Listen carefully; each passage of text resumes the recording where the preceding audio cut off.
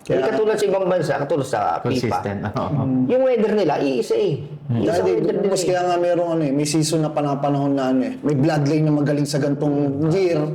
Halos pare-pareha sila, yun yung bloodline. Kasi ganun talaga, tingin ko panahon eh. Sa kanya, umaan sa tumutugma oras sa ng light sa kanila medyo matagal.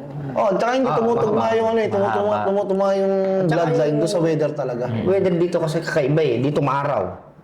Ilang kilometro, Biglang ulan. biglang ulan.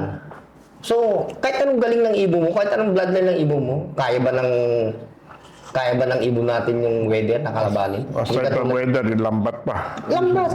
Yes, totoo. Sa pataya na lang na derby. Pataya. Final lap, mag-i-speed ng 1.8. Final lap. Isipin mo gano'ng kaganda weather doon. Tsaka binubuga pa ng tailwind. Kumbaga, nakalaan talaga yung season nila for tailwind. Yung race season nila, talagang itinapat nila sa ganung season na weather. Hindi, maganda talaga weather nila. Hindi katulad dito. Katulad na, ito ay bago, yung North nga tinatapat sa Tag-ulan. November. Pero wala na, pabago-bago. Di ba? Sabi nga, naririnig ko noon. Sabi mo, interview na nakaraan. Dati, ang ibon ng PHA, 20. 20 lang na boss. Pero, 20. Pero, pagdating ng last lap, ang dami pa rin. Training, walang nawawala. Training wala. Oo. First Ngayon. lap, second lap, wala pa rin. Ngayon, parami na ibon. Pero pagdating ng 20 lang sinasali ko. Tapos matapos ng karera, sila 12, 14. sa weather kasi. Yung losses, napakaliit lang. Oo. Tsaka yung ibon yung magaganda na compare sa noon. Yes. Ngayon, grabe na ibon yung upgraded na. Pero, kaya upgraded na ibon mo, Saka kalaban ang mo weather. alaga namin nun, kasi kukunti lang sumasali, wala namang ganong prices. Andiyan lang, bahala na. Pag dati na karera, lipad na lang sila. Hindi yung nakatutok gano'n, wala. Pero yung distance ng race, ganun pa rin sa ngayon. The Di ba same. po? Same distance eh. So talagang Grabe Tacloban din kami sa South eh. Wala lang kaming MacArthur. Tacloban. Pero medyo hirap kami sa Tacloban dati. Ilan lang umuwi. It improve. Nag-improve tayo. Hanggang ngayon, mahirap pa rin Tacloban. Kaya ang Kaso dati ilan lang kasi entry eh. Kaya pag umabot ng Tacloban, ilan lang. Ngayon sa dami, mas maraming... Marami na po yung percentage na uuwi. Pero boss, yung way back yung Tacloban, yung mga ilang percentage ang umaabot ng last lap? Hindi kasi ang entry ko konti. Okay.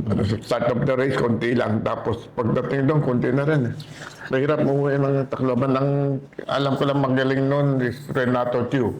Yung pula niya. At nung namatay na yung parents, wala na. Okay. Ano yun sir, ang pinaka-maximum nyo po ba nasa 500 lang? Na ibon capacity? First lap. Tacloban? Hindi, ay, Tacloban? Derby sir. Tacloban, konti lang. Ng Derby sir. Ilan po yung ano? Pag Tacloban, first lap ng Derby po first lap. natin, mga ilang ibon po.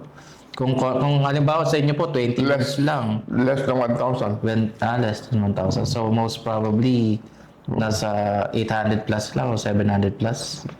600, 700. Okay, so ganun pa lang yung volume ng mga ibon way back. ngayon, libo eh. Ilan libo. Lalo pag sa South Derby, daming libo. daming ibon. Tsaka yung losses ng first lap, second lap, talagang ang daming nakawala. Sa PHA ngayon, you have to fly north and south na, no? Obligado na. Obligado na. Obligado. So, ayun. So, bukod pa doon sa weather natin, syempre yung terrain natin, di ba? So, kala kasi ng mga taga-ibang bansa, madali yung terrain natin dito. Hindi nila alam na mahirap din ang terrain natin dito. Iba dito laban. Kaya, Para sa akin, hindi nila kayang i-compare. Ako, hindi ko rin kayang i-compare eh. Kasi ako, kaya ko sabihin na hindi kayang i-compare dahil naglaro ko sa ibang bansa eh. Iba yung terrain doon, iba rito. Kaya ko sabihin na mas mahirap dito. Yan ang problem natin, ulan. Pag init, mainit naman, sobrang init. yes. Ang humidity, nataas din. Sa Europe, pag 30 above, hindi na nila cancel. Tayo, up to Dito, umabot 34, ng 36. Tuloy. Tuloy. Dito. Talagang matitibay ibon dito. Matitibay. Saka sila, yun, hindi required every week. Ipasok yung ibon tayo every week. Kasi Grabe ah. mabubutas eh. Mabubutas. Sa kanila yata pwedeng iba-ibang ibon. Iba-iba pa. Kasi Per lap. parang ano sila coefficient point system. Coefficient ang Wala silang average ganun. Wala. coefficient. Parang ang tinototal nila yung whole team eh. Full team. Whole team. Points ng buong team. So, talagang isang team sila, hindi individual. Kumbaga parang halimbawa kung mag-entry ako ng 10, another batch ulit ng 10 birds for the next lap. Parang, Pero magaling sila sa selection, ha? magaling. Galing. Magaling sila. Kaya nilang hanapin yung pinaka-pick nila dun sa week na yun. Saka ilalala yung line nila, pagdating doon sa kilometers na yun yung kakana. Hindi kasi mga ganun sila. nakapix kasi yung weather eh. Dito, hindi masasabi talaga eh. Unpredictable. Oo, mahirap talaga dito. Kaya dito, medyo sweatyhan din, ha? Dito, first lap, ay ibon mo, siya una. Hindi mo masasabi susunod na lap. Siya pa rin. Sila si Jaime dati. Anong lap yung nag-lap champion nyo? Oh, pag sumunod na lap, nandun, nahuli na lamban. Hindi rin natin masabi. Maraming kalaban ng ibon natin dito pag lumipad na. Okay. Sir, sa pagdating naman po ng mga conditioning po ninyo, yung preparation nyo before kayo mag-bleed, ano po yung ginagawa po ninyo? Basic lang yun eh. Pinaka-basic lang din eh. Deworming. Flashing. Basic lang din. Tapos dilousing, paligo. Ano yung may mga weeks kayo? For example, yung Hindi. first week natin is splashing, first week deworming. 1 month bago magsalang. 1 month, so kailangan matapos na lahat. Nakaayos na yung ibon. Nakaayos. Kasi doon pa lang magseselect eh.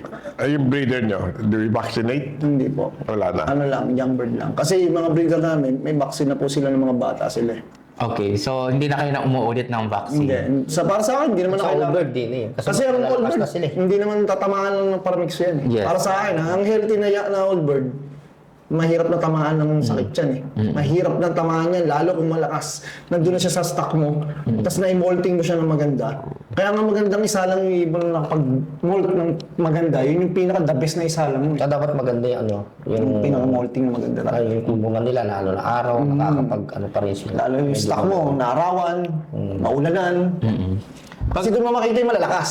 Yes, yes. Kasi huwag mo na isasalang yung mahina, kasi talagang maglalabas din ng mahina, sakitin. Yes, Kaya mamimili ka ng malakas doon sa stock. Ngayon, pag nandun sila sa stock, kailangan naarawan, naulanan sila. Para kung mahina sila, madali mo mahanap kung sino yung mahina kasi magkakasakit eh. Pag nag-bleed po ba kayo, sir, ilan yung maximum clutches per breeder ang ginagawa? Sa amin kasi, siyempre, marami akong nilalaban. Mga tayo tatlo yata, boss. Tatlo clutch, 3 to 4 clutches. Lalo na yung mga North and South na yon. North and South. North and South na. Kasi Ang kami dami ng breeder breeder, namin ng... Nang pang North, doon na rin yung Ganun pansa. din eh, dire-diretso. Diretso lang yun. Kung ano po yung breeders nyo for North, yun din ang breeders nyo for South. Kasi depende rin, depende sa ano yan, sa pansin eh. May pansin na konti yung pinuproduce, so pwede silang magpalit. Ito yung pang north namin, ito yung pang south namin. Kasi kami, pag tumigil pa, magpapalit ulit. Madidelay kami. Okay. Tsaka mag-spend pa tayo ng time para ipakita yung ibon, para Sa dami ng i-condition hybrid ulit. na, sa dami ng sinisingsingan namin. Kanya-kanyang ano eh, depende sa pansin. Kung So, sir, gaano karami. ano yung mga senyales ng breeders nyo na kailangan nyo na siyang i-stop? Hindi, yung mga For basa na breeding. ilong. Basa ilong. Basa na ilong. Umiipot na ng tubig, basa na. Wala Okay. na yun. Off na yun. Off na. Nagsusubo, hindi mo nakakursunada yung inakay. Kasi sa inakay pa lang, makikita mo na eh. Kung Pangit, pa-off na eh. pangit na. Malagkit. Okay. Ayoko ng malagkit na inakay, lalo pag nasa pugad. Okay. Ayoko rin nung hindi buwang ipot na nakapaligid sa pugad. Gusto ko pagka ang inakay, umiipot, gusto ko nasa labas ng pugad, nakaikot. Bago sa umaga, pag lilinisin mo, nakaikot na gano'n. Yun yung mga sign ng healthy talaga yung young bird, tsaka yung breeder. Kasi may hirap, ang nakakapag-maintain ng gano'n na kondisyon, healthy lang. Oo. Pag nag-iipot na ng tubig yan, pa-off na yan. Sa with regards sa egg, 'di ba, makikita mo yung pag yung papisa pa lang yung maganda yung pagka Oo, tsaka ano, yun, isang sa mga tip din, ito para sa mga newbie.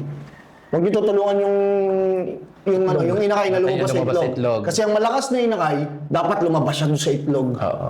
Yun yung mga sign ko eh. Pag lumalabas ka doon sa itlog na hindi ka dapat tulungan o hindi ka nakalabas, may hinakay. Okay. Mahinang ibon ka talaga, mahinang inakay ka. So